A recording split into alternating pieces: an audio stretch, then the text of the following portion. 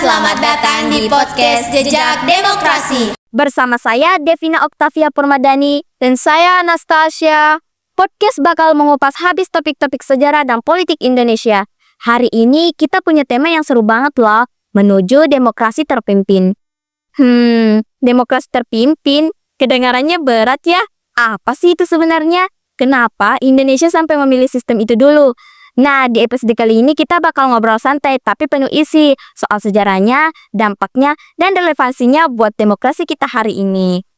Sebelum kita jauh-jauh ngomongin dampak atau relevansi, yuk kita balik ke awal dulu. Sebenarnya, kenapa sih Indonesia beralih ke demokrasi terpimpin pada tahun 1959? Kayaknya ada cerita besar di balik itu.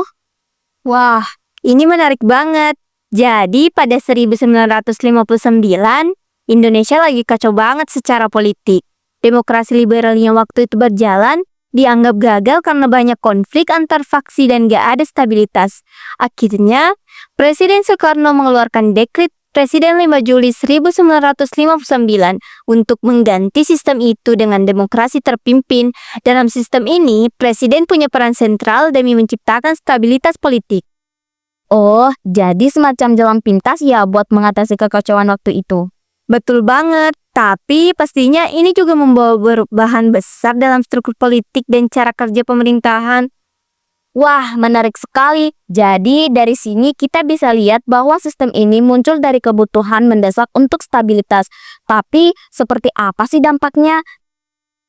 Oke teman-teman, kalau jadi kita bahas latar belakang, sekarang kita coba lihat lebih dalam apa sih dampak dari demokrasi terpimpin ini, terutama dari sisi politik.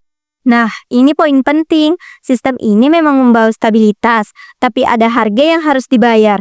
Presiden Soekarno mendapatkan kekuasaan penuh, yang mengurangi peran partai politik dan bahkan menyingkirkan banyak suara oposisi. Jadi, kebebasan politik masyarakat juga ikut terpinggirkan. Wah, jadi ada posisi sepositif dan negatifnya ya.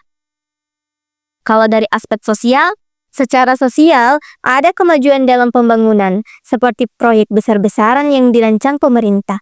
Tapi ada juga dampak negatifnya, masyarakat jadi merasa kehilangan hak untuk bersuara. Kebebasan berpendapat itu hampir nggak ada. Oh, jadi semacam kebebasan politik dibayar dengan stabilitas ya. Rasanya tema ini nggak pernah ketinggalan zaman. Nah, ini nih yang paling seru. Kalau kita lihat situasi sekarang, masih relevan gak sih pelajaran dari demokrasi terpimpin buat Indonesia hari ini? Wah, relevan banget dong pastinya. Dari demokrasi terpimpin, kita belajar bahwa stabilitas itu penting, tapi nggak boleh mengorbankan kebebasan rakyat. Kalau sekarang, kita harus pintar-pintar mencari keseimbangan antara menjaga stabilitas dan memastikan suara masyarakat tetap didengar. Benar juga ya, jadi intinya, jangan sampai demokrasi kita kehilangan jiwanya, kebebasan untuk semua orang.